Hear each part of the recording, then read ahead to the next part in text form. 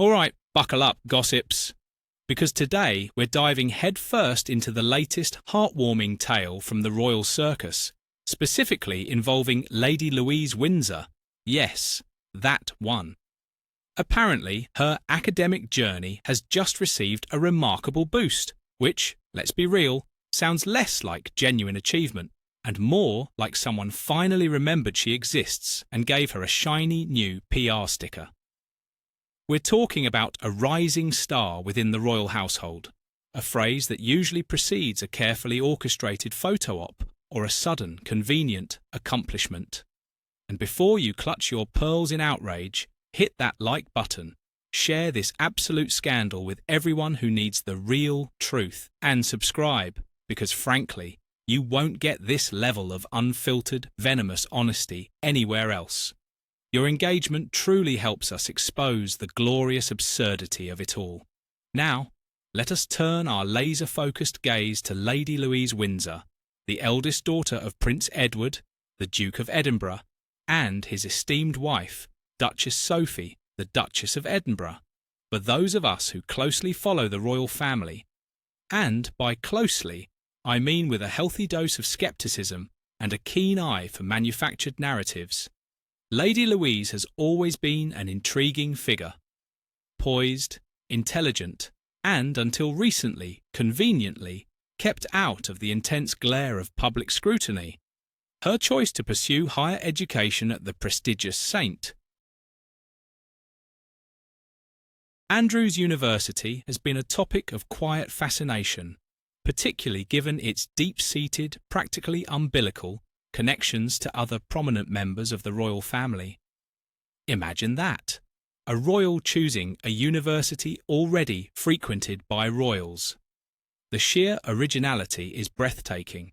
Indeed, St Andrews is no ordinary institution. It is the very alma mater of none other than Prince William and his beloved wife, Princess Kate, the future King and Queen of the United Kingdom. This fact alone imbues Lady Louise's presence there with a certain historical resonance, hinting at a continuation of a royal tradition that values academic rigour and a semblance of a normal university experience, albeit one under the watchful eye of a nation that's probably more interested in their love lives than their dissertations. Clearly, the PR team understood the assignment. If William and Kate could make St Andrews a romantic fairy tale, then Louise could at least make it a place she goes. And this is where the comedy truly hits its peak, folks, because, as if on cue, the very institution our dear Lady Louise is gracing with her presence, St Andrews University, remember, has conveniently rocketed up the rankings. Suddenly, out of nowhere, it snatched the coveted number 2 spot in the UK, according to the highly anticipated guide published by the Sunday Times. Let's be real, the timing couldn't be more suspicious. 1 minute, it's a perfectly respectable university. The next, it's leapfrogging academic titans like Durham, Cambridge, and Oxford themselves. Honestly, you'd think someone had simply decided it was time for St Andrews to shine, perhaps because a certain royals' attendance needed a more prestigious backdrop. Clearly, this isn't about quality of teaching or student satisfaction. No.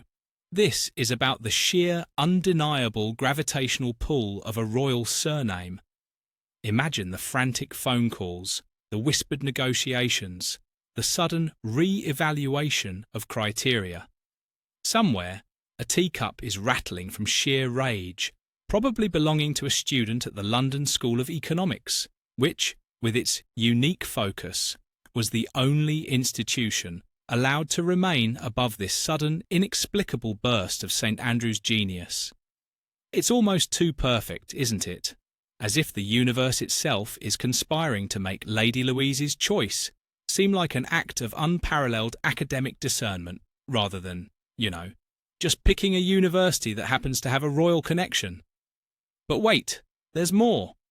Recently, the Duchess of Edinburgh, Lady Louise's mother, offered a rare and genuinely touching glimpse into her daughter's academic life. This illuminating comment came during her official tour of Japan, a trip undertaken with her characteristic grace and dedication, or perhaps a characteristic awareness of prime PR opportunities. For any royal watcher worth their salt, such an utterance is noteworthy. Members of the royal family, particularly when it comes to their children's private lives, tend to maintain a dignified silence, shielding them from undue attention. Unless, of course, that undue attention can be spun into a positive narrative.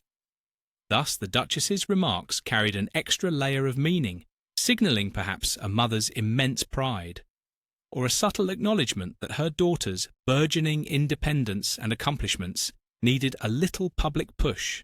You can almost picture the carefully choreographed moment designed to make us all believe in her maternal warmth rather than a calculated profile boost for Louise. And what profound subject is our budding scholar tackling? English! Yes, the intellectual heavyweight of, well, English. This fascinating detail conveniently slipped out during Sophie's Japanese escapade, during a poignant exchange with a young Ukrainian refugee. Imagine the scene. Sophie, ever the empath, connecting with a war-torn student from a country facing unimaginable hardships and finding common ground through the shared pursuit of knowledge, specifically by casually dropping that her own daughter, the then 19-year-old Lady Louise, was also studying words. According to the esteemed Telegraph, Sophie's face positively lit up as she disclosed this snippet. Somewhere, a teacup rattled from sheer boredom. Clearly, Louise is forging her own path, choosing the safest, most agreeable major that won't require too much, actual groundbreaking research. It was a beautiful, unplanned moment that offered a rare and precious insight into the Duchess's pride and Lady Louise's academic life, and absolutely nothing to do with carefully curating a public image. Absolutely nothing. But let's not pretend this is all about Louise's personal dedication. Oh no, dear readers, this is about legacy. Because St Andrews is, of course, the sacred ground where Prince William and Princess Kate's enduring romance blossomed. Their time there is the stuff of modern royal legend. Their academic pursuits were serious, apparently, while they conveniently fell in love, shared student accommodations, how very normal, and paved the way for future kings and queens. Louise, bless her heart, is now walking the same hallowed halls, undoubtedly absorbing the intellectual spirit, or at least the leftover Wi-Fi signals. It's a convenient narrative, isn't it? A royal preference for an institution that provides a robust education alongside a relatively private formative experience, which, translated, means a place where they can pretend to be normal while still being utterly privileged and under constant, yet carefully managed, public gaze. She's merely following in their illustrious footsteps, hoping some of that royal magic rubs off, without, having to actually be the future king or queen, or find a scandalous love story of her own. So, there you have it, folks.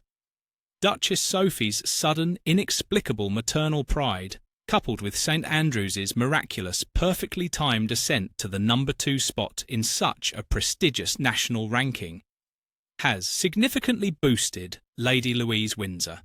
It's not just an academic accolade, it's a public affirmation that she's attending a university. For Lady Louise, who is not a full-time working royal, which is just a polite way of saying she's not quite important enough for actual duties. This period of academic pursuit is crucial. Crucial for what, exactly? To develop her intellect by studying English, to build her own identity by following in her cousin's footsteps. Her mother's public pride, however brief and suspiciously timed, combined with the university's stellar reputation, suddenly raises Lady Louise's profile, positioning her as an accomplished and intelligent young woman on a promising trajectory. It's a testament to the royal family's evolving approach to education, which, let's face it, is code for figuring out how to keep the younger generation busy without them actually doing anything too strenuous, or, God forbid, outshining the main acts. Louise's story at St Andrews, now amplified by these recent developments, is a perfect illustration of a very good PR team working overtime. In conclusion, dear viewers, the recent confluence of Duchess Sophie's tender remarks about Lady Louise's studies and St Andrews University's remarkable achievement in the national rankings creates a truly compelling narrative. It not only spotlights Lady Louise's personal dedication to her English major, but also reinforces the enduring legacy of St Andrews as a cradle for royal education and, indeed, for royal romance, as exemplified by Prince William and Princess Kate. This event certainly gives us much to reflect upon regarding the future of the younger generation of royals and the significant role that education plays in shaping their paths. What do you think of this thrilling saga? Do you believe St Andrews is the perfect choice for someone clearly destined for something? Share your opinions in the comments section below, because we always love to hear your insights, especially when they're as delightfully cynical as ours. Don't forget to like this video, subscribe to our channel for more exclusive royal updates, and by exclusive, we mean the ones no one else dares to print, and join us again very soon for our next captivating discussion. Thank you for watching, and goodbye for now.